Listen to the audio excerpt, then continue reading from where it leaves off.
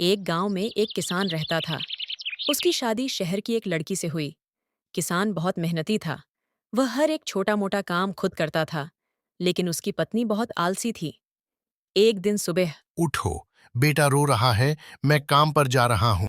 पहले बर्तन धोकर जाना। ऐसे ही रोज चलता रहा। पत्नी शॉपिंग, कॉल्स और दोस्तों में मस्त रहती।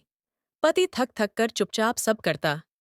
एक दिन पत्नी जिद करती है, मुझे बाहर लेके चलो। पति उसे खेतों में ले जाता है।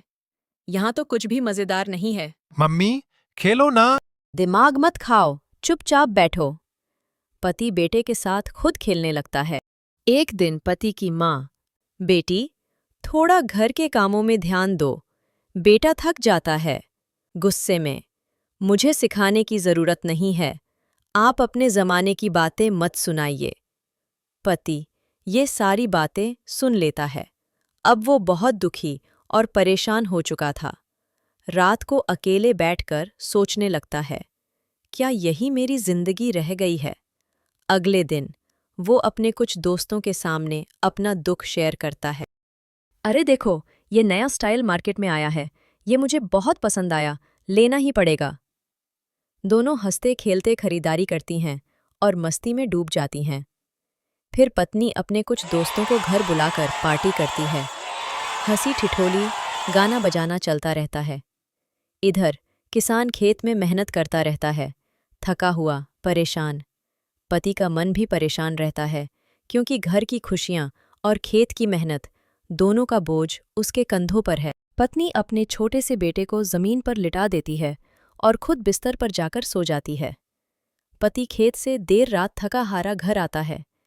जैसे ही वो दरवाज़ा खोलता है, उसकी नज़र जमीन पर पड़े अपने मासूम बेटे पर जाती है।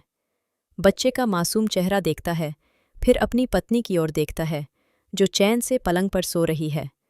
पति के आंखों में आंसू आ जाते हैं। पति काम से आता है, खाने के लिए कुछ बोलता है। पत्नी कहती है, अरे मेरी कमर बहुत दर्द हो रही है। पति को बाहर से ऑर्डर कर लो या खुद बना लो। पति पूरा सैड हो जाता है और भूखा सपटता है। पत्नी चुपके से आलू चिप्स खाती है। अगले ही दिन वो दूसरी शादी करके घर आ जाता है। तभी पत्नी बहुत गुस्सा होती है। तुम मेरे साथ ऐसा कैसे कर सकते हो? तुमने मुझे धोखा दिया है, और बोलकर चक्कर खाकर गिर जाती है। उसके बाद पति उसे उठाता है और उसे सारी बात बताता है कि उसने दूसरी शादी नहीं की है। पत्नी उससे रुककर माफ़ी मांगती है और तुरंत बदल जाती है। उसके बाद से वो दोनों बहुत खुशहाल जिंदगी गुजारते हैं अपने बेटे के साथ।